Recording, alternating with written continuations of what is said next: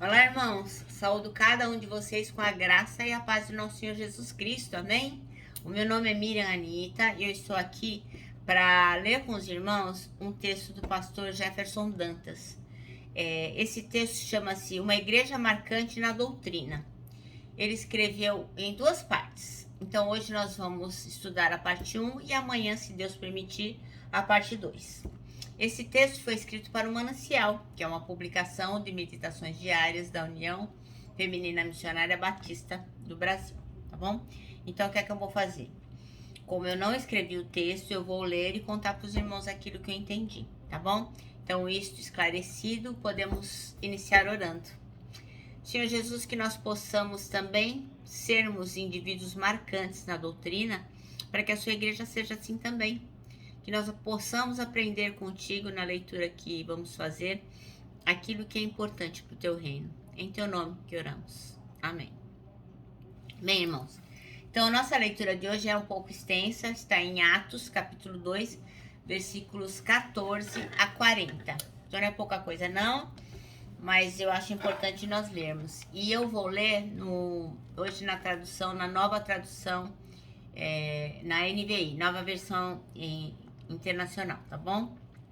E diz assim: a pregação de Pedro. Então Pedro levantou-se com os 11 e em alta voz dirigiu-se à multidão: homens da Judéia e todos os que vivem em Jerusalém, deixe-me explicar isto. Ouça com atenção. Esses homens não estão bêbados, como vocês supõem.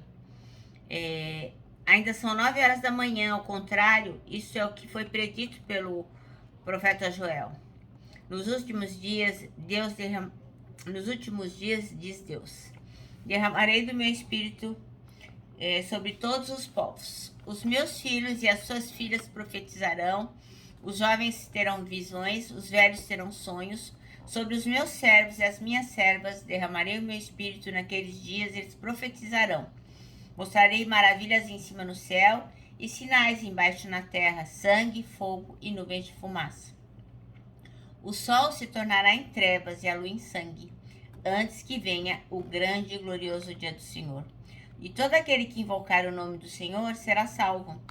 Israelitas, ouçam essa palavra. Jesus de Nazaré foi aprovado por Deus diante de vocês por meio de milagres, maravilhas e sinais que Deus fez entre vocês por intermédio dele, como vocês mesmos sabem. Este homem lhes foi entregue por propósito determinado e pré-conhecimento de Deus, e vocês, com a ajuda de homens perversos, o mataram, pregando-o na cruz. Mas Deus os ressuscitou dos mortos, rompendo os laços da morte, porque era impossível que a morte o retivesse. A respeito dele, disse Davi: eu sempre vi o Senhor diante de mim, porque ele está à minha direita, não serei abalado. Por isso meu coração está alegre e a minha língua exulta. O meu corpo também repousará em esperança, porque tu não me abandonarás no sepulcro, nem permitirás o teu santo sofrer decomposição. Tu me fizeste conhecer os caminhos da vida e me encherás de alegria na tua presença. Irmãos, como posso dizer-lhes com franqueza o que o patriarca Davi morreu e foi sepultado e o seu túmulo está entre nós até o dia de hoje? Mas ele era profeta e sabia que Deus lhe prometera sob juramento que colocaria um dos seus descendentes em seu trono. Prevendo isso, falou da ressurreição de Cristo, que não foi abandonado num sepulcro e cujo corpo não sofreu decomposição. Deus ressuscitou esse Jesus e todos nós somos testemunhas desse fato. Exaltado à direita de Deus, ele recebeu do Pai o Espírito Santo prometido e derramou o que vocês agora veem e ouvem. Pois Davi não subiu aos céus, mas ele mesmo declarou: o Senhor disse a meu Senhor: senta-te à minha direita até que eu ponha os teus inimigos como estrado para os teus pés. Portanto, que todo Israel fique certo disso. Este Jesus a quem vocês crucificaram, Deus o fez Senhor e Cristo. Quando ouviram isso, ficaram aflitos em seu coração e perguntaram a Pedro e aos outros apóstolos: irmãos, o que faremos? Pedro respondeu: arrependam-se e cada um de vocês seja batizado em nome de Jesus Cristo para perdão dos seus pecados e receberão o dom do Espírito Santo. Pois a promessa é para vocês, para os seus filhos e para todos os que estão longe, para todos quantos o Senhor nosso Deus chamar. Com muitas outras palavras os advertia e insistia com eles: salvem-se desta geração corrompida. Amém?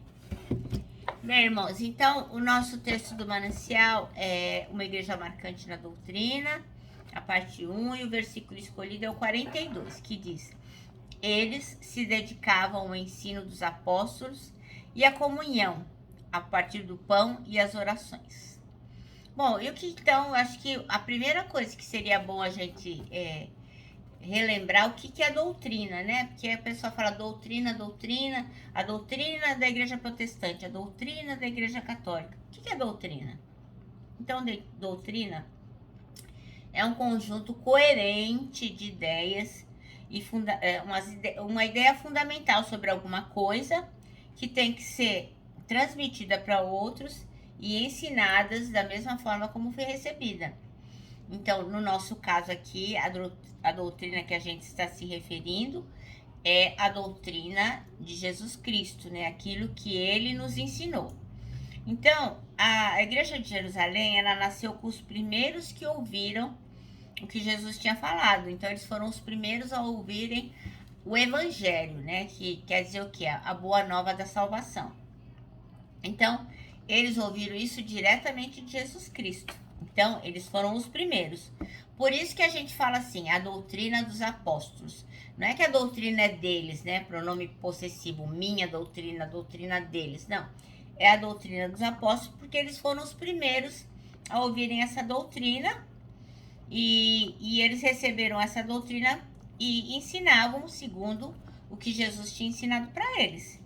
Então, o que aconteceu? Isso que a gente acabou de ler aqui, a pregação de Pedro, ele falando que... eu acho tão bonito esse versículo aqui, que ele diz assim, ó, que ele derramará sobre nós o Espírito, os filhos e as filhas profetizarão, os jovens terão visões, os velhos terão sonhos.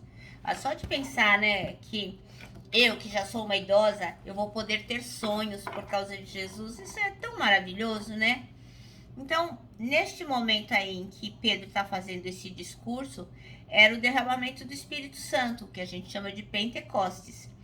Então, havia uma pregação mais próxima de Cristo e a permanência de novos crentes ouvindo tudo aquilo que estava acontecendo. Eles estavam ouvindo direto dos apóstolos, que eram testemunhas vivas do que eles ouviram do próprio Jesus. Gente, pensa que máximo que é, né? Muito demais, né? Eles ouviram de Jesus e estavam repassando aquilo. E eles testemunharam o Pentecostes. Nossa, isso é maravilhoso, né? Então, qual é a importância da gente ficar firme na doutrina? Qual é a importância da gente ter ideias fundamentais a respeito daquilo que Jesus Cristo nos ensinou? Então, ao longo da história, a gente vê vários desvios da verdade, né? Muitos. E agora mesmo, né, nesses tempos atuais, a gente está vivendo tanta coisa absurda, abcega e abmuda que você nem acredita, né? Como que pode distorcer tanto a palavra de Jesus Cristo? Tem pessoas que se dizem cristãos e fazem barbáries. E você fala, nossa, e diz que segue a doutrina de Jesus. Não é possível uma coisa dessa. É impressionante. Então, aqui o texto diz que a gente está vendo tanto ensino travestido de doutrina que daria um livro enorme se fosse escrever tudo, tanta maluquice que está acontecendo, né? Então ele diz aqui que o farisaísmo impera. Nesse sentido, eu gostaria de abrir uma parte, porque assim, o fariseu, existiam 3 linhas de religião naquela época lá, e elas nasceram antes de Jesus Cristo, que eram os saduceus, que eles não acreditavam na ressurreição, além de outras coisas, tinham os essênios, que eles eram todos vegetarianos, veganos, sei lá, viviam no deserto, eles acreditavam em reencarnação, e os fariseus, que eram assim, super rigorosos em relação às coisas de Deus, eles eram muito atentos com a pureza absoluta, das coisas relativas a Deus. Eles tinham muito cuidado com tudo que era feito para o Senhor, especialmente na hora da liturgia, né? Quando lá em Deuteronômio tem todas aquelas coisas, lava a mão antes, não usa fogo estranho, tudo que estava escrito lá, eles procuravam seguir. Então, ser fariseu era uma coisa muito respeitada. O que aconteceu é que, com o passar dos tempos, os religiosos que eram fariseus, eles pregavam uma coisa e viviam outra. Porque eles não eram capazes de dizer assim, nossa, a gente não consegue cumprir toda a lei. Porque a única pessoa que cumpriu toda a lei foi Jesus Cristo. Então, aí sim que os fariseus começaram a ser sinônimos de pessoas hipócritas. Então, hoje, o que o pastor está querendo dizer aqui com este texto é que a hipocrisia impera. A pessoa diz para o outro, olha, você não pode fazer isso, mas ela está fazendo. Ah, você não deve olhar pornografia, mas ela está olhando. Ah, você deve ler a Bíblia, mas ela não está lendo. Então, existe muita hipocrisia, muita coisa que não combina com a doutrina boa, que a gente chama a sã doutrina, que é a doutrina de Jesus, né? Então, hoje existem esse tipo de fariseu, que é o mau fariseu, né? O mau fariseu, então, hoje existe. São pessoas que dizem, faz o que eu faço, faz o que eu falo, mas não faça o que eu faço, né? Então, eles não têm uma exemplaridade, não têm um bom exemplo para dar. E nós temos que tomar muito cuidado com isso também, né?